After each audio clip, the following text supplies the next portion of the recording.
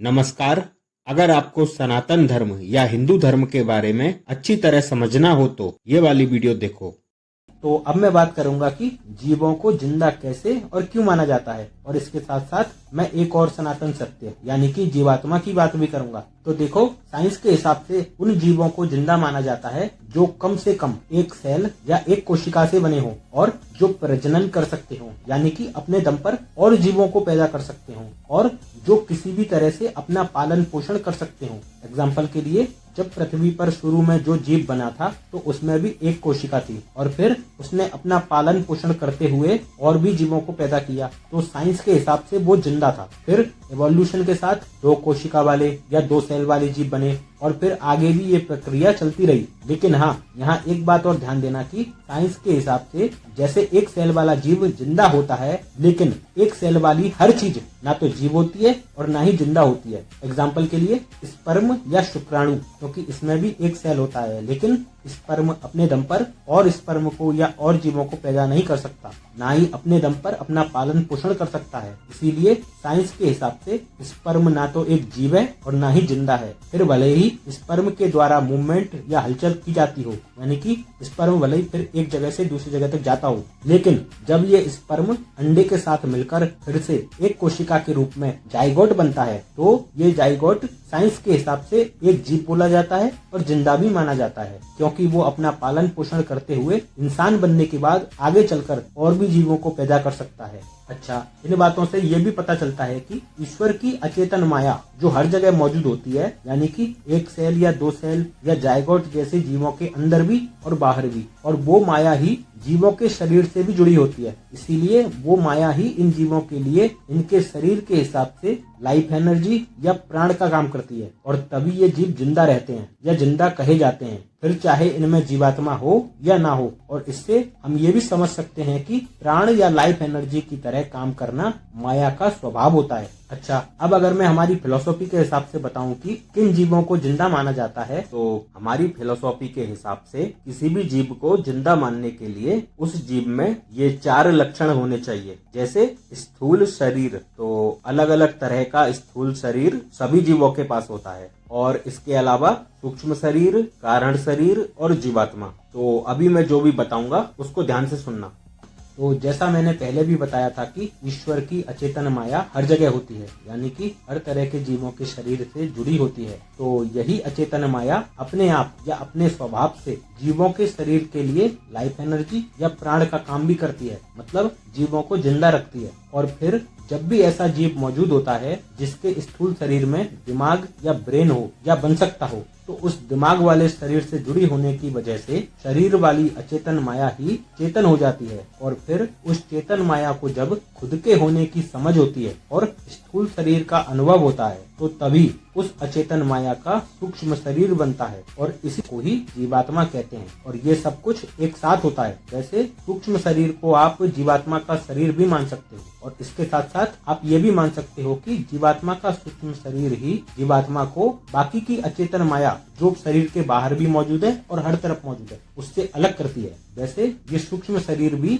जीवात्मा की तरह ही निराकार होता है। अच्छा, मैंने यहाँ जो ये बोला कि अचेतन माया ही सूक्ष्म शरीर के साथ चेतन जीवात्मा बनती है, तो इसका मतलब ये नहीं है कि जीवात्मा अलग से पैदा हो गई हो, क्योंकि ये जीवात्मा मूल रूप से माया ही रहेगी, और माया तो हमेशा से है, क्योंकि माया तो ईश्वर की शक्ति या एनर्जी होती है, और ईश्वर भी हमेशा से है। इसीलिए अचेतन माया और जीवात्मा मूल रूप से एक ही होती हैं, यानी कि निराकार होती हैं। लेकिन हाँ, पहचान के हिसाब से ये दोनों अलग होती हैं। अच्छा, मैंने जो ये बोला था कि अचेतन माया ही जीवात्मा बनती है, यानी कि नई जीवात्मा बनती है, तो इसका मतलब ये नहीं है कि पहले से पुरानी जीवात्मा नहीं होंगी, क्योंकि पिछले ब्रह्मांड के नष्ट होने के बाद जो पुरानी जीवात्मा बचती हैं, तो उनका भी पुनर्जन्म होता ही है। इसीलिए आप ये भी समझ सकते हो कि अगर पिछले ब्रह्मांड वाली या कैसी भी पुरानी जीवात्मा का पुनर्जन्म होगा, तो वो भी ऐसे ही स्थूल शरीर में होगा जिसमें दिमाग हो, या फिर बाद में दिमाग बन सकता हो, ताकि पुरानी जीवात्मा अपने कर्मफल भोग सके। और पुरानी जीवात्मा के पास तो पहले से ही सूक्ष्म शरीर होगा, क्योंकि किसी भी जीव के मरने के बाद उसके शरीर वाली जीवात्मा सूक्ष्म शरीर के साथ ही नए शरीर में पुनर्जन्म लेती है। वैसे नई जीवात्मा और पुरानी जीवात्मा से जुड़ी बाकी बात मैं आपको इसी वीडियो में आगे बताऊंगा। अच्छा, अब अगर मैं अचेतन माया और सूक्ष्म शरीर वाली जीवात्मा के अंतर को आसान भाषा में समझाऊं तो जब अचेतन माया ही सूक्ष्म शरीर के साथ जीवात्मा बन जाती है तो तभी स्थूल शरीर के बाहर यानी कि हर जगह अचेतन माया मौजूद रहती है। और भले ही जीवात्मा का मूल रूप माया ही हो, लेकिन सूक्ष्म शरीर और चेतना की वजह से माया और जीवात्मा एक होने के बाद भी अलग होती हैं। और इसको थोड़ा बहुत समझने के लिए आप पानी और उस पानी में मौजूद पानी से ही बनी बर्फ के बारे में सोच सकते हो। और मैंने ये एग्जाम्पल जानबूझकर केवल इसीलिए दिया क्योंकि पानी और बर्फ दोनों का मूल एक ही है, लेकिन पहचान अलग है। और जैसा मैंने पहले बताया था कि जीवात्मा का सूक्ष्म शरीर ही जीवात्मा को बाकी हर जगह मौजूद रहने वाली अचेतन माया से अलग करता है। और जैसे बर्फ पानी के अंदर चलती है या तैरती है, वैसे ही किसी जीव के मरने के बाद सूक्ष्म शरीर वाली जीवात्मा भी बाकी की माया से होती हुई अगले शरीर तक जाती है। इसके अलावा जैसा मैंने ये बताया कि दिमाग की वजह से ही अचेतन माया सूक्ष्म शरीर के साथ जीवात्मा बनती है, तो इवोल्यूशन के हिसाब से इस पृथ्वी पर एक सेल वाला सबसे पहला जीव 350 से 400 करोड़ साल पहले बना था। और फिर ऐसा जीव जिसके अंदर दिमाग हो तो वो एक प्रकार की मछली थी जो कि 50 करोड़ साल पहले अस्तित्व में आई थी। इसीलिए अभी वाले ब्रह्मांड में भी जब भी नई जीवात्मा बनी होगी या किसी पुरानी जीवात्मा का पुनर्जन्म हुआ होगा तो वो भी 50 करोड़ साल पहले उसी दिमाग वाली मछली में ही हुआ होगा। और फिर बाद के बाकी के जीव तो दिमाग वाले ही थे और आज भी हैं। अच्छा, अब अगर मैं फिर से सूक्ष्म शरीर वाली चेतन जीवात्मा की बात करूं तो जीवात्मा सूक्ष्म शरीर के माध्यम से ही स्थूल शरीर का उपयोग करके ये सभी कर्म और अनुभव करती है। और इसमें जो चित्त और अहंकार है तो उसके लिए ही मैंने पहले बताया था कि कैसे दिमाग की वजह से ही अचेतन माया को चित्त यानी कि चेतना का अनुभव होता है। और फिर उस चेतन माया को अहंकार यानी कि खुद के होने की समझ होती है और साथ में अपने स्थूल शरीर का भी अनुभव होता है। और इसी वजह से सूक्ष्म शरीर वाली चेतन जीवात्मा बनती है। और फिर वो जीवात्मा खुद भी सूक्ष्म शरीर के माध्यम से स्थूल शरीर का उपयोग करके चित्त और अहंकार का अनुभव आगे भी करती रहती है। अच्छा, अब इसमें जो बुद्धि और मन है तो समय के साथ जैसे जैसे दिमाग का विकास होता है तो वो जीवात्मा सूक्ष्म शरीर के माध्यम से ही बुद्धि और मन से जुड़े काम भी करती है, यानी कि यादें बनाना, सोचना, निर्णय लेना, कल्पना करना और अलग अलग इच्छा करना। अच्छा, अब इसमें जो प्राण है तो प्राण का मतलब तो मैंने पहले ही बताया था कि अचेतन माया के द्वारा अपने आप किया गया वो काम जिससे बिना जीवात्मा वाला जीव भी जिंदा रहता है। और फिर जब अचेतन माया ही सूक्ष्म शरीर के साथ जीवात्मा बन जाती है तो अब जीवात्मा के द्वारा भी सूक्ष्म शरीर के माध्यम से स्थूल शरीर को जिंदा रखने के लिए ये प्राण वाला काम अपने आप पहले की तरह होता रहता है, जैसे सांस लेना, दिल का धड़कना, खाने का पचना, किडनी से जुड़े काम वगैरह वगैरह। और ये वाले काम अचेतन माया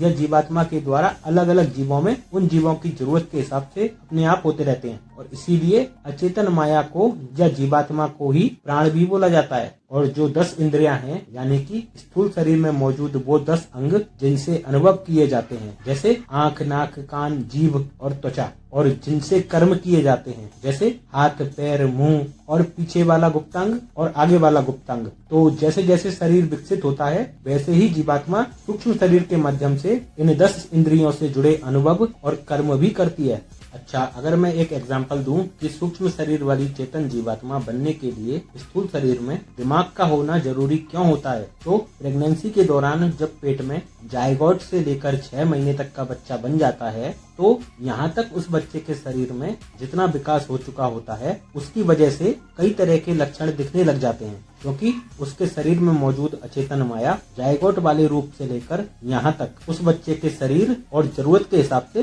प्राण का काम करती है, यानी कि उस बच्चे को जिंदा रखती है। और फिर 7वें महीने में जब उस बच्चे का दिमाग थोड़ा और विकसित हो जाता है तब उस बच्चे में चेतना से जुड़े लक्षण दिखने लग जाते हैं, यानी कि हम ये भी समझ सकते हैं कि 7वें महीने में उस बच्चे के शरीर वाली अचेतन माया चेतन होकर सूक्ष्म शरीर के द्वारा उस बच्चे के स्थूल शरीर से जुड़ जाती है, यानी कि नई जीवात्मा बन जाती है। या फिर उस बच्चे के शरीर वाली अचेतन माया की जगह कोई पुरानी जीवात्मा अपने सूक्ष्म शरीर के द्वारा उस बच्चे के स्थूल शरीर से जुड़ जाती है, यानी कि किसी पुरानी जीवात्मा का पुनर्जन्म उस बच्चे के शरीर में हो जाता है और प्राण वाले काम अभी भी जीवात्मा बनने या जीवात्मा का पुनर्जन्म होने के बाद भी पहले की तरह ही अपने आप होते रहते हैं और फिर उस बच्चे के पैदा होने तक या पैदा होने के बाद भी वही जीवात्मा सूक्ष्म शरीर के माध्यम से मन, बुद्धि और 10 इंद्रियों से जुड़े कर्म और अनुभव करती रहती है। अच्छा, वैसे हमारे धर्म ग्रंथों में भी प्रेगनेंसी के दौरान चेतन जीवात्मा के बारे में बताया गया है और उसके लिए आप ये गर्भ उपनिषद का मंत्र देख सकते हो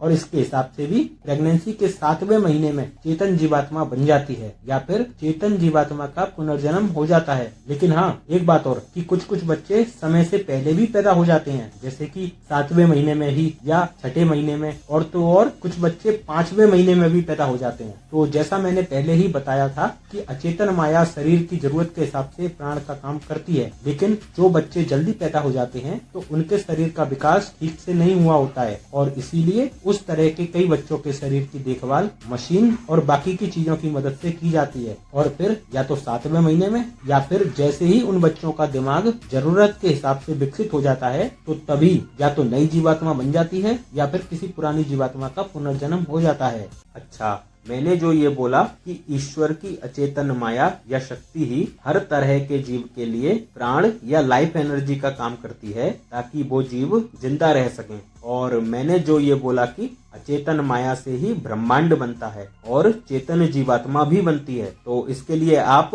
भागवत गीता के ये 2 श्लोक देख सकते हो और इनमें ईश्वर की शक्ति या माया के 2 रूपों के बारे में बताया गया है। मतलब ईश्वर की अपरा शक्ति से यानी कि ईश्वर की शक्ति के अपरा रूप से भौतिक चीजें जैसे कि ब्रह्मांड और जीवों के शरीर बनते हैं और ईश्वर की पराशक्ति से यानी कि ईश्वर की शक्ति के परारूप से ब्रह्मांड में जीवन बनता है, क्योंकि ईश्वर की पराशक्ति ही हर तरह के जीवों को जिंदा रखती है और ईश्वर की पराशक्ति ही जीवात्मा बनती है, क्योंकि जीवात्मा के बन जाने के बाद भी शरीर को जिंदा रखने वाले काम अपने आप होते रहते हैं, क्योंकि प्राण की तरह काम करना ईश्वर की शक्ति या माया का स्वभाव है, क्योंकि हर चीज ईश्वर की माया से ही बनती है। तो अब आपको जीवात्मा और जीवात्मा के सूक्ष्म शरीर के बारे में ठीक से समझ आ गया होगा। और रही बात कारण शरीर की, तो जब स्थूल शरीर के अंदर वाली अचेतन माया से ही बने स्थूल शरीर वाले दिमाग की वजह से खुद का और स्थूल शरीर का अनुभव करते हुए सूक्ष्म शरीर के साथ चेतन हो जाती है यानी कि जीवात्मा बन जाती है, तो तब स्थूल शरीर और सूक्ष्म शरीर को एक साथ कारण शरीर बोला जाता है, क्योंकि जीवात्मा को कोई भी कर्म करने के लिए या कोई भी अनुभव करने के लिए स्थूल शरीर की जरूरत पड़ती ही है। इसीलिए हम ये भी समझ सकते हैं कि स्थूल शरीर में ही जीवात्मा एक्टिव रहती है और पुनर्जन्म होने से पहले यानी कि स्थूल शरीर के बिना जीवात्मा इनएक्टिव हो जाती है। और इसके एग्जाम्पल के लिए आप ये सोच सकते हो कि जब कोई इंसान गहरी नींद में होता है या फिर जब कोई इंसान कोमा में चला जाता है या फिर जब किसी इंसान को बेहोश किया जाता है, तो तब उस इंसान को नींद से उठने के बाद या फिर कोमा या बेहोशी से उठने के बाद उस गहरी नींद वाले समय या फिर कोमा या बेहोशी वाले समय की जानकारी नहीं रहती है, क्योंकि गहरी नींद में या कोमा में या बेहोशी में हमारे दिमाग के वो हिस्से काम नहीं करते हैं जिनका इस्तेमाल करके जीवात्मा कर्म और अनुभव करती है। और जैसे हमारी जीवात्मा स्थूल शरीर में अपने आप होने वाले कार्यों को कंट्रोल नहीं कर सकती, क्योंकि ये अपने आप होने वाला काम जीवात्मा के मूल रूप यानी कि माया का स्वाभाविक काम होता है, जो कि जीवात्मा के बन जाने के बाद भी अपने आप होता रहता है ताकि स्थूल शरीर जिंदा रह सके। वैसे ही गहरी नींद या कोमा या बेहोशी के दौरान दिमाग के जो हिस्से बंद हो जाते हैं, तो हम या हमारी जीवात्मा उनको भी कंट्रोल नहीं कर पाती है। और इससे हमको ये भी पता चलता है कि भले ही स्थूल शरीर में जीवात्मा एक्टिव हो, लेकिन उस जीवात्मा के द्वारा स्थूल शरीर के माध्यम से कर्म और अनुभव करने के लिए स्थूल शरीर का या दिमाग का एक्टिव होना भी जरूरी होता है, और इसीलिए स्थूल शरीर के बिना जीवात्मा एक्टिव नहीं रह सकती है। वैसे इस बात से ये भी पता चलता है कि अगर भटकती हुई जीवात्मा को ही भूत समझा जाए तो फिर भूत वगैरह कुछ नहीं होते, क्योंकि जीवात्मा को एक्टिव होने के लिए स्थूल शरीर की जरूरत पड़ेगी ही। और अगर कोई इंसान मरेगा तो फिर या तो जीवात्मा को मोक्ष मिलेगा या फिर जीवात्मा का पुनर्जन्म होगा। अच्छा, अभी तक मैंने जो भी बताया तो इसी हिसाब से जीवात्मा को आधार मानकर इन विषयों पर भी बात की जा सकती है, जैसे कि सोते हुए चलना, सपने देखना, प्रेगनेंसी के समय जब एक जाइगोट दो अलग हिस्सों में बट जाता है और फिर उसकी वजह से दो अलग लेकिन जुड़वा बच्चे पैदा होते हैं, या फिर जब एक शरीर में दो दिमाग और दो रीढ़ की हड्डी के साथ जो बच्चे पैदा होते हैं उनके बारे में भी बात की जा सकती है, या फिर मल्टीपल पर्सनैलिटी यानी कि जब एक ही इंसान के अंदर कई अलग अलग पहचान होती हैं, या फिर दिमाग और चेतना से जुड़े जो भी साइंटिफिक एक्सपेरिमेंट हुए हैं उन पर भी बात की जा सकती है। अच्छा, एक और बात कि जब सूक्ष्म शरीर के साथ जीवात्मा बन जाती है या फिर जब सूक्ष्म शरीर वाली जीवात्मा का पुनर्जन्म हो जाता है तो फिर उस जीवात्मा के द्वारा स्थूल शरीर का उपयोग करके जो भी कर्म किए जाते हैं तो उन कर्मों का लेखा जोखा जीवात्मा के सूक्ष्म शरीर में ही इकट्ठा होता जाता है, और इसके अलावा स्थूल शरीर के माध्यम से जीवात्मा जो भी अनुभव करती है तो वो अनुभव यादों के रूप में स्थूल शरीर वाले दिमाग में इकट्ठा होते हैं, और फिर जब कोई इंसान मरता है तो ये यादें भी कर्मों की तरह ही जीवात्मा के सूक्ष्म शरीर में इकट्ठा होकर जीवात्मा के साथ अगले जन्म में जाती हैं। वैसे ये जो अगला जन्म या पुनर्जन्म होता है तो ये भी जीवात्मा के सूक्ष्म शरीर में इकट्ठा हुए कर्मों के हिसाब से ही होता है, और फिर पुनर्जन्म के समय सूक्ष्म शरीर वाली जीवात्मा नए स्थूल शरीर से जुड़ जाती है और फिर नए जीवन में भी कर्म और अनुभव करती है। अच्छा, एक बात और कि हमारे जीवन से जुड़ी सभी यादें अगले जन्म में नहीं जाती हैं, और इसके लिए आप ये पतंजलि योग सूत्र पढ़ सकते हो, और इसके हिसाब से हमारे द्वारा किए गए वो अनुभव जो हमारे मन में सुरक्षित रह जाते हैं और खोते नहीं हैं, तो उन्हीं अनुभवों को हम स्मृति कहते हैं। और इसका मतलब हमारे मरने से पहले जो यादें हमको याद रहती हैं या जिन यादों को हम भूलते नहीं है, केवल वही यादें ही अगले जन्म में जाती हैं। तो जिस भी जीव में ये चार चीजें या लक्षण होते हैं उन्हीं को हमारी फिलोसॉफी के हिसाब से जिंदा माना जाता है, और इसीलिए अगर कोई जीव साइंस के हिसाब से जिंदा है तो जरूरी नहीं कि उसमें जीवात्मा भी हो, यानी कि उन जीवों में अचेतन माया तो होगी ही और प्राण का काम करते हुए उन जीवों को जिंदा भी रखेगी, लेकिन ना तो अचेतन माया नई जीवात्मा बनेगी और ना ही किसी पुरानी जीवात्मा का पुनर्जन्म होगा। अच्छा, अब अगर ये बात की जाए कि अचेतन माया हर तरह के जीव में प्राण का काम यानी कि उन जीवों को जिंदा रखने का काम अपने आप और लगातार कैसे करती रहती है, तो देखो, जब ब्रह्मांड बनता है तो सारा ब्रह्मांड एक बार में पूरी तरह नहीं बनता है, बल्कि ब्रह्मांड में लगातार बहुत कुछ होता रहता है। एग्जाम्पल के लिए हमारा ब्रह्मांड भी लगातार फैल रहा है, जिसमें तारे, ग्रह और गैलेक्सी वगैरह लगातार बनते हैं और नष्ट भी होते रहते हैं, और इसके साथ साथ पृथ्वी पर जीव यानी कि उन जीवों के शरीर पैदा होते हैं और मरते हैं और फिर से पैदा होते हैं, और इसके अलावा सूर्य में रिएक्शन होता है, पेड़ों के द्वारा ऑक्सीजन पैदा होती है, और शुक्राणु के द्वारा बाकी शुक्राणुओं से रेस लगाकर अंडे तक पहुंचा जाता है। तो ये सब कुछ माया के द्वारा ही लगातार होता रहता है, क्योंकि माया हर जगह और हर समय मौजूद रहती है, और ऐसे ही ईश्वर की माया जीवों के लिए भी प्राण का काम लगातार करती रहती है, क्योंकि ये सब कुछ ईश्वर की माया से ही बनता है। अच्छा, अगर मैं एक मिलता जुलता एग्जाम्पल दूं कि कैसे हर जगह मौजूद रहने वाली माया शरीर में दिमाग की वजह से जीवात्मा कैसे बन जाती है, तो इसके लिए आप सूर्य की ऊर्जा और सोलर सेल सेटअप को देख सकते हो। मतलब जैसे हर जगह मौजूद रहने वाली सूर्य की ऊर्जा सोलर सेल सेटअप की वजह से इलेक्ट्रिसिटी का रूप ले लेती है या बिजली बन जाती है, वैसे ही ईश्वर की माया भी दिमाग वाले स्थूल शरीर की वजह से जीवात्मा बन जाती है। और ये तो मैंने पहले ही बताया था कि जीवात्मा के बनने का ये मतलब नहीं होता कि जीवात्मा अलग से पैदा होती हो, क्योंकि जीवात्मा का मूल रूप तो ईश्वर की माया ही होता है। इसीलिए जब जीवात्मा को मोक्ष मिलता है तो वो वापस अपने मूल रूप यानी कि ईश्वर की माया में बदल जाती है, यानी कि उसकी चेतना खत्म हो जाती है। और आपने भागवत गीता में ये पढ़ा ही होगा कि जीवात्मा का कभी जन्म नहीं होता है और ना ही मृत्यु होती है, क्योंकि शरीर नष्ट होते हैं पर आत्मा नष्ट नहीं होती। इसीलिए जीवात्मा का मूल रूप ईश्वर की माया यानी कि परमात्मा ही होता है। अच्छा, जब जीवात्मा बन जाती है तो फिर ये फ्री विल या स्वतंत्र इच्छा के साथ कर्म करती है, और इसीलिए मैंने पहले ये बोला था कि अच्छे या बुरे कर्म हम इंसानों से जुड़े होते हैं, क्योंकि उन कर्मों के होने में हमारी इच्छा और निर्णय होता है। लेकिन हाँ, ये फ्री विल पूरी तरह से फ्री नहीं होती, क्योंकि हमारे आसपास की चीजों का, हमको मिले संस्कारों का और हमारे पिछले जन्म की कर्मों का असर भी फ्री विल पर पड़ता है। लेकिन फिर भी हम लोग कोई भी निर्णय लेने से पहले ठीक से सोच सकते हैं और समझ सकते हैं, और इसीलिए फ्री विल केवल इंसानों के पास होती है और बाकी के जीवों के पास नहीं होती। या फिर अगर अगर बाकी के जीवों के पास होती है तो वो इंसानों के जैसी नहीं होती, क्योंकि दोनों के स्थूल शरीर और सूक्ष्म शरीर में अंतर होता है और इसीलिए इंसानों को कर्म योनि बोला जाता है, लेकिन बाकी के जीवों को भोग योनि बोला जाता है। अच्छा, अब आपके मन में ये सवाल आना चाहिए कि अगर हमारी यादें भी सूक्ष्म शरीर वाली जीवात्मा के साथ अगले जन्म तक जाती हैं, तो फिर हमको वो यादें याद क्यों नहीं रहती हैं? क्योंकि यादों के साथ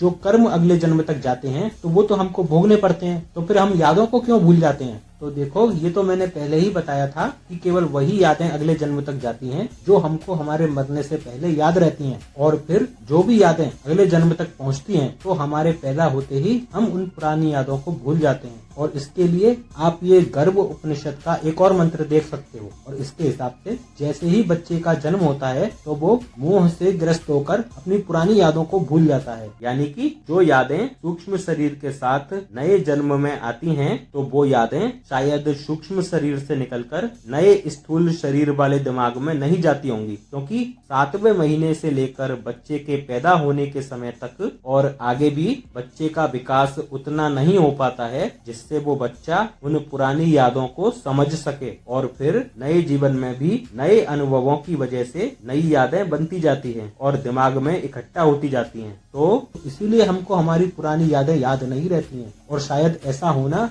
विधि का विधान भी होता होगा या फिर पहले से तय होता होगा, क्योंकि अगर हमको पिछले जन्म की यादें याद रहेंगी तो हम अपने नए जीवन को ठीक से जी ही नहीं पाएंगे। लेकिन हाँ, कभी कभी कुछ कुछ बच्चों को बचपन में या फिर कुछ कुछ लोगों को बड़े होने पर भी वो पुरानी यादें याद आ जाती हैं, और ऐसा होना शायद एक तरह का ग्लिच होता होगा या फिर एक तरह का कर्मफल होता होगा। वैसे अगर आपको ये जानना हो कि किस किस को पिछले जन्म की यादें याद रही और क्या इस विषय पर कभी कोई रिसर्च हुई है, तो उसके लिए मैं इस वीडियो के डिस्क्रिप्शन में विज्ञान दर्शन यूट्यूब चैनल की 3 वीडियो की लिंक डाल दूंगा, और फिर इस वीडियो को देखने के बाद आप उन वीडियो को देखना कि कैसे एक वर्जीनिया यूनिवर्सिटी के प्रोफेसर्स ने इस वाले टॉपिक पर कितनी सारी रिसर्च की है, और उनकी रिसर्च में पूरी दुनिया के अलग अलग देशों के बारे में जानकारी है, और इससे आपको पुनर्जन्म पर हुई रिसर्च के बारे में काफी जानकारी मिलेगी। और इसके अलावा हमारे धर्म ग्रंथों में ये भी बताया गया है कि योग, ध्यान और समाधि के माध्यम से भी पुरानी यादों को याद किया जा सकता है, लेकिन हाँ, ये कर पाना आसान नहीं होता है। अच्छा, अब बात करते हैं नई जीवात्मा और पुरानी जीवात्मा के बारे में।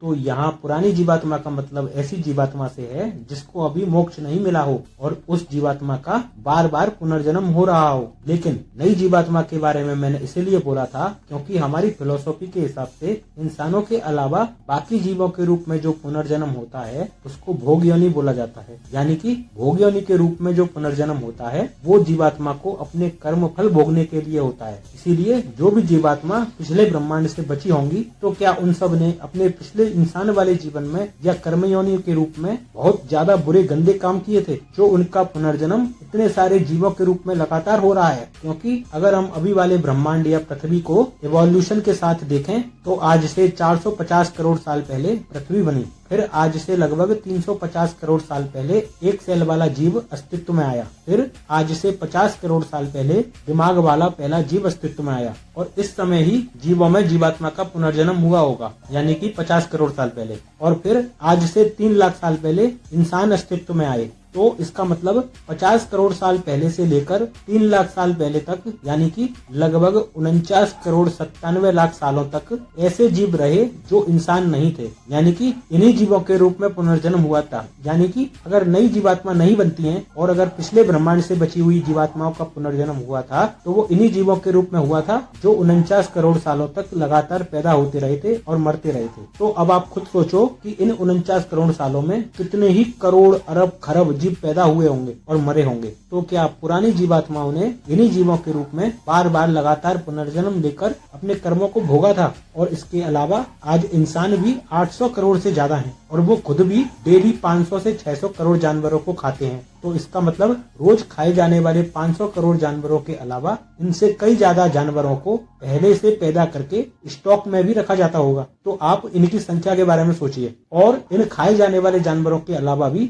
बहुत तरह के जीव इस पृथ्वी पर रहते हैं जो दूसरे जानवरों को भी खाते हैं। तो अब आप उन मांसाहारी जानवर और जिनको वो जानवर खाते हैं उनकी संख्या के बारे में भी सोचिए। इसीलिए अब आप खुद सोचो कि क्या ये सब पुरानी जीवात्मा का ही पुनर्जन्म हो रहा है इतने सारे जीवों के रूप में, ताकि वो अपना कर्म फल भोग सकें। और यही नहीं, जब तक इंसान अस्तित्व में आए उससे पहले भी कई तरह की प्राकृतिक आपदाओं की वजह से समय समय पर बहुत सारे जीव मारे गए, जिसके कारण उन जीवों की संख्या कई हजार सालों के लिए कम हो गई थी और फिर समय के साथ उनकी संख्या वापस बढ़ी भी थी। तो इसीलिए ये मानना कि केवल पुरानी जीवात्मा ही होती है जिसका पुनर्जन्म होता है, ये मेरे हिसाब से तो गलत है। और इसीलिए मैंने बोला था कि नई जीवात्मा बनती है, यानी कि नई और पुरानी दोनों तरह की जीवात्मा होती हैं। और इसीलिए इंसानों के शरीर में भी पुरानी जीवात्मा के पुनर्जन्म के अलावा नई जीवात्मा बन सकती है। लेकिन हाँ, जब एक बार नई जीवात्मा बन जाती है तो फिर जब तक उसको मोक्ष नहीं मिलता तब तक उस जीवात्मा का पुनर्जन्म होता रहता है, यानी कि नई जीवात्मा भी पुरानी बन जाती है। और जैसा कि भागवत गीता के इस श्लोक में बताया गया है कि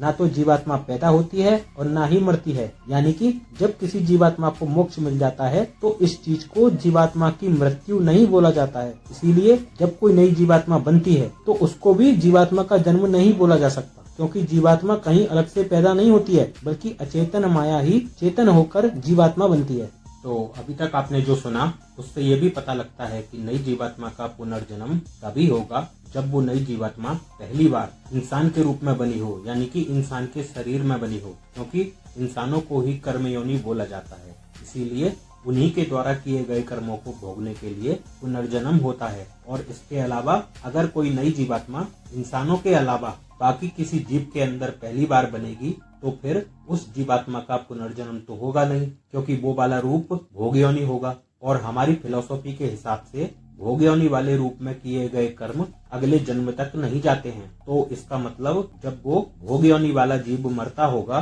तो उसके शरीर वाली नई जीवात्मा को अपने आप मोक्ष मिल जाता होगा, यानी कि वो नई जीवात्मा अपने आप फिर से अपने मूल रूप यानी कि ईश्वर की माया में बदल जाती होगी। अच्छा, अब आपके मन में ये सवाल आना चाहिए कि जब हमारी फिलॉसफी के हिसाब से ब्रह्मांड लगातार बनता है और नष्ट होता है, तो फिर जब अभी वाली पृथ्वी 450 करोड़ साल पहले बनी थी और लगभग 50 करोड़ साल पहले दिमाग वाले जीव अस्तित्व में आए थे, तो इतने समय तक पृथ्वी पर जो भी जीव थे उनमें ना तो नई जीवात्मा बन सकती थी और ना ही किसी पुरानी जीवात्मा का पुनर्जन्म हो सकता था। तो फिर पिछले ब्रह्मांड के नष्ट होने के बाद जो जीवात्मा बची होंगी उनके साथ इतने लंबे समय तक क्या हुआ होगा, क्योंकि उनको भी अपने बचे हुए कर्म फल भोगने ही होंगे और मोक्ष प्राप्त करने का प्रयत्न भी करना होगा। तो इसीलिए इसका जवाब यही होगा कि जैसे निष्काम कर्म की वजह से हमारा वाला ब्रह्मांड बना था, वैसे ही और भी कई सारे ब्रह्मांड बनते ही होंगे। मतलब ये जरूरी नहीं कि एक ब्रह्मांड के नष्ट होने के बाद ही दूसरा ब्रह्मांड बनेगा, क्योंकि अगर एक ब्रह्मांड निष्काम कर्म की वजह से बन सकता है तो और भी ब्रह्मांड ऐसे ही बन सकते हैं। और वैसे भी कई सारे ब्रह्मांड होने की बात हमारे धर्म ग्रंथों में मौजूद है। और यही नहीं, कई सारे अलग अलग ब्रह्मांड होने के अलावा भी हमारे ही ब्रह्मांड में कई अलग अलग ग्रहों या प्लेनेट पर जीवन हो सकता है, क्योंकि हमारा ब्रह्मांड भी बहुत बड़ा है। तो इसीलिए अगर हमारी पृथ्वी पर ऐसे जीव नहीं थे जिनमें पुरानी जीवात्मा का पुनर्जन्म हो सके, तो उन पुरानी जीवात्माओं ने और किसी ब्रह्मांड या और किसी ग्रह पर अपने कर्म भोगे होंगे और मोक्ष का भी प्रयत्न किया होगा। अच्छा, अब अगर ये बात की जाए कि ब्रह्मांड नष्ट क्यों होता है, तो देखो, केवल ब्रह्मांड ही नष्ट नहीं होता है, बल्कि ब्रह्मांड में मौजूद ग्रह, तारे, गैलेक्सी और हमारा शरीर भी, ये सब कुछ समय के साथ नष्ट होता ही है। और हमारे धर्म ग्रंथों में जो प्रलय के कारण ब्रह्मांड के नष्ट होने की बात मिलती है, तो उसको ध्यान में रखकर अगर साइंस के द्वारा पता लगी बातों को देखा जाए, तो अभी हम जिस सोलर सिस्टम में रह रहे हैं, जिसमें हमारा सूर्य, हमारी पृथ्वी और बाकी के ग्रह आते हैं, तो आज से 500 करोड़ साल के बाद हमारा सूर्य एक तरह से बेकार हो जाएगा और फिर उसका प्रभाव हमारी पृथ्वी पर भी पड़ेगा, जिससे हमारी पृथ्वी और पृथ्वी पर मौजूद सब कुछ नष्ट हो जाएगा, यानी कि यहाँ पर रहने वाले जीव भी। तो इसका मतलब पूरे ब्रह्मांड के नष्ट होने से पहले ही न जाने कितनी बार अलग अलग गैलेक्सी, अलग अलग सोलर सिस्टम और अलग अलग ग्रह बनेंगे भी और नष्ट भी होते रहेंगे। और अगर हमारी पृथ्वी की तरह और भी ग्रहों पर जीवन हुआ, तो हमारे लिए या अन्य ग्रहों के जीवों के लिए ग्रह का नष्ट होना ही एक तरह की प्रलय होगी। और अगर हम इंसान तब तक खुद का विकास कर भी लें, तो भी उस प्रलय के समय मौजूद सभी लोग नहीं बच पाएंगे। लेकिन हाँ, जो कुछ लोग अगर बचेंगे भी, तो वो किसी नए सोलर सिस्टम में किसी नए ग्रह पर रहेंगे। अच्छा, अब मैं बात करूंगा कि केवल इंसानों को ही कर्मयोनि क्यों बोला जाता है, क्योंकि इंसानों के अलावा बाकी किसी भी रूप में जो जन्म होता है उसको भोग योनि बोला जाता है। और इस पर भी बात करूंगा कि केवल इंसान या कर्मयोनि वाले रूप में किए गए कर्म ही जीवात्मा के साथ अगले जन्म में क्यों जाते हैं, यानी कि केवल इंसानों के द्वारा किए गए कर्मों की वजह से ही पुनर्जन्म क्यों होता है। तो देखो, इसका मुख्य कारण है स्थूल शरीर या दिमाग का अंतर, यानी कि फ्री विल का अंतर। क्योंकि मान लो कि अगर एक नई जीवात्मा किसी जानवर के शरीर में बनी और एक नई जीवात्मा किसी इंसान के शरीर में बनी, तो केवल इंसान ये सोच सकता है कि मैं कौन हूँ, मैं क्या हूँ और मैं क्यों हूँ। और इसके साथ साथ केवल इंसान अपने विवेक का इस्तेमाल करके सही या गलत और अच्छा या बुरा में अंतर कर सकता है और फिर सही या अच्छी चीज को चुन सकता है। और केवल इंसान ही है जो धर्म को समझ सकता है और फॉलो भी कर सकता है। इसीलिए ऐसा कहा जाता है कि बिना धर्म के इंसान भी पशु या जानवर के समान हो जाता है। और इसके अलावा मान लो कि अगर किसी जानवर के शरीर में किसी पुरानी जीवात्मा का पुनर्जन्म हुआ, तो फिर वो जीवात्मा केवल वही कर्म कर पाएगी या केवल वही अनुभव कर पाएगी जो उस जानवर के शरीर या दिमाग के हिसाब से संभव होंगे। यानी कि जानवर वाले शरीर में जीवात्मा के पास उतनी फ्री विल नहीं होगी जितनी फ्री विल पिछले इंसान वाले शरीर में थी। तो इसीलिए इंसानों को ही कर्मयोनि बोला जाता है, क्योंकि उनके द्वारा किए गए कर्मों का कर्मफल उसी जीवन के साथ साथ पुनर्जन्म के बाद अगले जीवन में भी मिलता है। और इसीलिए जिन कर्मों का कर्मफल नहीं मिल पाता है, तो वो कर्म भी सूक्ष्म शरीर वाली जीवात्मा के साथ अगले जन्म में जाते हैं और भोगने पड़ते हैं। और इसके साथ साथ पुनर्जन्म से मुक्ति यानी कि मोक्ष पाने के लिए जो प्रयत्न करना पड़ता है, वो भी केवल इंसान के रूप में ही संभव होता है। अच्छा, अब अगर इंसानों के अलावा बाकी सभी जीवों की बात की जाए तो उनको भोग योनि बोला जाता है। मतलब भोग योनि के रूप में पुनर्जन्म लेकर पिछले जन्मों के कर्म भोगने होते हैं। और भोग योनि वाले जीवन में जो कर्म किए जाते हैं, तो उन कर्मों का कर्मफल भी उसी जीवन में भोगना होता है। यानी कि भोग योनि वाले जीवन के कर्म अगले जन्म तक नहीं जाते हैं, इसीलिए भोग योनि वाले कर्मों की वजह से पुनर्जन्म भी नहीं होता है। और अगर भोग योनि वाले रूप में पुरानी जीवात्मा है, तो फिर उस जीवात्मा का या तो फिर से किसी दूसरी भोग योनि के रूप में अगला जन्म होता है या फिर इंसान के रूप में अगला जन्म होता है। और ये अगला जन्म जिन कर्मों की वजह से होता है, तो वो भी वही कर्म है जो इंसान के रूप में किए गए थे, क्योंकि भोग योनि वाले जीवन में तो नए कर्म बनते नहीं है, खासकर कि ऐसे कर्म जिनकी वजह से पुनर्जन्म होता हो। और अगर मैं आसान भाषा में बताऊं तो भोग योनि वाले जीवन में कर्म योनि जैसी फ्री विल नहीं होती है। और इसीलिए जिन कर्मों का बंधन कर्म योनि वाले जीवन में होता है, वो भोग योनि वाले जीवन में नहीं होता। वैसे अभी मैंने भोग योनि वाले जीवन के कर्मों की बात की थी, लेकिन अगर भोग योनि वाले जीवन से जुड़ी यादों की बात की जाए तो यहाँ भी भोग योनि वाले जीव के मरने तक जो यादें उस जीव के दिमाग में सुरक्षित रहेंगी, तो वही यादें सूक्ष्म शरीर वाली जीवात्मा के साथ अगले जन्म तक जाएंगी। अच्छा, ये तो आपको पता चल गया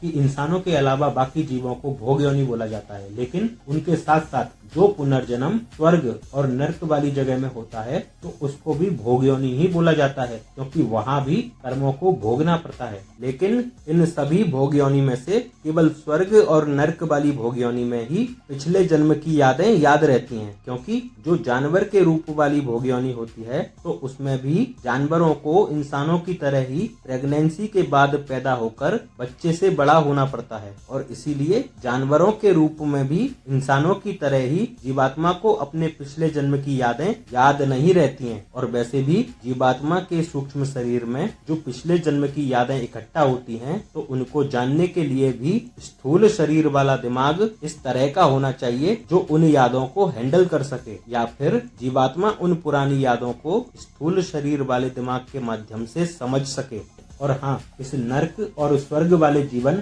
या भोग योनि में जो कर्म होते हैं, तो वो भी जानवर वाली भोग योनि की तरह ही इसी जीवन में रहते हैं, यानी कि अगले जन्म में नहीं जाते हैं। अच्छा, जैसा मैंने पहले बताया था कि साइंस के हिसाब से और हमारी फिलोसॉफी के हिसाब से कौन कौन से जीवों को जिंदा जीव माना जाता है, और मैंने ये भी बोला था कि अगर कोई चीज या जीव जिंदा है तो जरूरी नहीं कि उसमें जीवात्मा हो। तो इसीलिए पेड़ भी जिंदा होते हैं और इनके जिंदा होने में अचेतन माया ही प्राण की तरह काम करती है। और शायद हमारी फिलोसॉफी में भी पेड़ों को जिंदा माना जाता है, लेकिन मैं ये भी मानता हूँ कि पेड़ों में नई जीवात्मा नहीं बनती और पुरानी जीवात्मा का पुनर्जन्म भी नहीं होता, और खास करके इस तरीके से नहीं होता जैसा कि बाकी इंसानों या जानवरों या अन्य भोग योनि में होता है। लेकिन हाँ, ये भी सही है कि पेड़ों की बराबरी बाकी के 1 सेल वाले या 2 सेल वाले जीवों से नहीं की जा सकती, और इसीलिए मैं ये जरूर मानता हूँ कि किसी जीवात्मा का जब तक पुनर्जन्म नहीं होता तब तक वो जीवात्मा पहले से मौजूद पेड़ों में निश्चित समय के लिए रह सकती है। यानी कि ऐसी जीवात्मा पेड़ के अंदर वाली अचेतन माया की जगह खुद अपने सूक्ष्म शरीर के साथ रह सकती है, वो भी तब तक जब तक उस जीवात्मा का पुनर्जन्म नहीं होता। और प्राण के रूप में जो काम पहले अचेतन माया अपने आप कर रही थी, तो वही काम अब ऐसी जीवात्मा करेगी जो इस समय पेड़ के अंदर होगी, क्योंकि जीवात्मा भी मूल रूप से माया ही होती है। और इसके अलावा कुछ जीवात्मा किसी श्राप के कारण लंबे समय तक भी पेड़ों में रह सकती हैं, क्योंकि आपने भी कृष्ण जी के बाल रूप से जुड़ी कहानी को पढ़ा या सुना होगा। और उस कहानी में भी कृष्ण जी ने बचपन में 2 पेड़ों को गिराकर उनमें मौजूद 2 जीवात्माओं को आजाद किया था, क्योंकि उन 2 जीवात्माओं को अपने पिछले जन्म में श्राप मिला था कि वो पेड़ों के रूप में जीवन जिएंगे। अच्छा, अब मैं बात करूंगा स्वर्ग और नर्क की। तो देखो, आसान भाषा में स्वर्ग का मतलब होता है सुख या आनंद, और नर्क का मतलब होता है दुख या दर्द। तो हमारे अभी वाले जीवन में या फिर पुनर्जन्म के बाद मिलने वाला सुख या आनंद ही स्वर्ग है, और दुख या दर्द ही नर्क है। लेकिन अगर स्वर्ग और नर्क की बात एक जगह के हिसाब से की जाए, तो हमारे धर्म ग्रंथों में स्वर्ग और नर्क को एक जगह के रूप में भी बताया गया है, जहां हमारी जीवात्मा मरने के बाद जाती है, ताकि हमको हमारे कर्मों का कर्म फल मिल सके। लेकिन हाँ, स्वर्ग और नर्क में जीवात्मा हमेशा के लिए नहीं जाती है, बल्कि एक निश्चित समय के लिए ही जाती है, क्योंकि जीवात्मा का असली उद्देश्य है मोक्ष, और हमारी फिलॉसफी में मोक्ष को स्वर्ग से भी ऊपर माना जाता है। अच्छा, जैसा मैंने पहले भी बताया था कि स्वर्ग या नर्क वाले जीवन को भी भोग योनि बोला जाता है, और स्वर्ग या नर्क में भी हमको हमारी पिछली यादें याद रहती हैं, लेकिन यहाँ भी जो कर्म होते हैं वो इसी जीवन तक रहते हैं, यानी कि जीवात्मा के साथ अगले जन्म तक नहीं जाते हैं। और इसके अलावा जब कोई जीवात्मा स्वर्ग में जाती है तो उसको वहाँ पिछले जन्मों के अच्छे कर्मों का कर्म फल मिलता है, लेकिन जब कोई जीवात्मा नर्क में जाती है तो उसको वहाँ पिछले जन्मों के बुरे कर्मों का कर्म फल मिलता है। और स्वर्ग या नर्क में अपने कर्मों को भोगने के बाद फिर से पृथ्वी पर पुनर्जन्म होता है। लेकिन हाँ, ऐसा भी हो सकता है कि मान लो किसी को अच्छे कर्मों की वजह से स्वर्ग मिला, लेकिन उसने बुरे कर्म भी किए थे, तो वो पृथ्वी पर पुनर्जन्म लेने से पहले स्वर्ग के बाद नर्क भी जा सकता है। और इस बात का एग्जाम्पल भी धर्म ग्रंथों में मिलता है। अच्छा, जैसे मैंने ये बताया था कि हमारे ब्रह्मांड के अलावा भी कई ब्रह्मांड हो सकते हैं, या फिर हमारे ही ब्रह्मांड में अलग अलग ग्रह हो सकते हैं जहाँ जीवन हो, तो ऐसे ही स्वर्ग या नर्क भी किसी ग्रह के रूप में हो सकते हैं, जहाँ हमारी जीवात्मा का पुनर्जन्म हमारे मरने के बाद कर्म फल को भोगने के लिए होता है। जैसे आपने भागवत गीता का ये श्लोक पढ़ा या सुना ही होगा कि जीवात्मा को ना तो काटा जा सकता है, ना जलाया जा सकता है, ना गीला किया जा सकता है, और ना ही सुखाया जा सकता है। इसीलिए अब अगर ये बात की जाए कि स्वर्ग या नर्क में जो पुनर्जन्म होता है वो किस तरह से और किस रूप में या किस शरीर में होता है, तो देखो, अभी मैंने इसके बारे में धर्म ग्रंथों को ठीक से पढ़ा नहीं है, और भविष्य में जब मैं अलग अलग धर्म ग्रंथों के ऊपर वीडियो बनाऊंगा तो तब इसके बारे में ठीक से बताऊंगा। लेकिन हाँ, मैंने AI की मदद से इसके बारे में जानकारी ली, तो उसके हिसाब से और अभी जो मैंने भागवत गीता का श्लोक बताया था उसके हिसाब से भी स्वर्ग या नर्क में पुनर्जन्म इस तरह नहीं होता जैसे किसी जानवर के रूप वाली भोग योनि में या फिर इंसान के रूप में जन्म होता है। मतलब जैसे प्रेगनेंसी के बाद पैदा होना, फिर बच्चे से बड़ा होना और बूढ़ा होना, बल्कि स्वर्ग या नर्क में शायद हमारी जीवात्मा सूक्ष्म शरीर के साथ एक निश्चित समय के लिए पहले से मौजूद शरीर धारण करती है, या फिर हमारा शरीर तुरंत बनता है, और फिर जब हम अपने कर्म भोग लेते हैं तो फिर हमारा पुनर्जन्म वापस पृथ्वी पर हो जाता है, ताकि हमारी जीवात्मा को मोक्ष मिल सके। वैसे ज्यादातर कर्म फल भोग योनि के रूप में ही भोगे जाते हैं, लेकिन जीवात्मा को इंसान के रूप में भी कर्म भोगने पड़ते हैं, क्योंकि कर्मों के कारण ही हमको इंसान वाले जीवन में भी सुख और दुख मिलते हैं, और कर्मों की वजह से ही पुनर्जन्म होता है। इसीलिए मरने के बाद हर जीवात्मा स्वर्ग या नर्क वाली जगह में जाए, या फिर हर जीवात्मा का पुनर्जन्म जानवर के रूप में हो, ऐसा जरूरी नहीं है, क्योंकि भोग योनि के रूप में पुनर्जन्म होगा या नहीं ये भी कर्मों के हिसाब से ही तय होता है। इसीलिए स्वर्ग या नर्क में जाने के लिए या किसी जानवर के रूप में पैदा होने के लिए या तो बहुत ही अच्छे कर्म या फिर बहुत बुरे कर्म जिम्मेदार होते हैं। और इसके अलावा जब किसी मासूम इंसान के साथ कोई अपराध होता है तो बेशक अपराध किसी अपराधी ने किया हो, वो भी अपनी फ्री विल के साथ, और उसको अपने कर्मों का कर्मफल या दंड मिल गया हो, लेकिन वो मासूम इंसान जिसके साथ कोई अपराध होता है तो वो अपराध भी उस पीड़ित व्यक्ति के लिए एक निष्काम कर्म ही होता है, क्योंकि उसके साथ जो ये कर्म हुआ वो उसकी कामना के हिसाब से नहीं हुआ। मतलब इस अपराध के या कर्म के होने में उसकी अपनी इच्छा नहीं थी। इसीलिए कर्म सिद्धांत के अनुसार अगर उस पीड़ित व्यक्ति को खुद के साथ हुए अपराध यानी कि निष्काम कर्म का कर्मफल पृथ्वी पर किसी भी तरह से नहीं मिल पाएगा, तो फिर वो कर्मफल स्वर्ग के द्वारा मिलेगा, और इस तरह से मिले कर्मफल को उस अपराध या निष्काम कर्म की भरपाई भी बोला जा सकता है, क्योंकि अगर ऐसा नहीं होगा तो कर्म सिद्धांत ही गलत साबित हो जाएगा। तो इसी के साथ मैं इस वीडियो का अंत करता हूँ। जय श्री राम।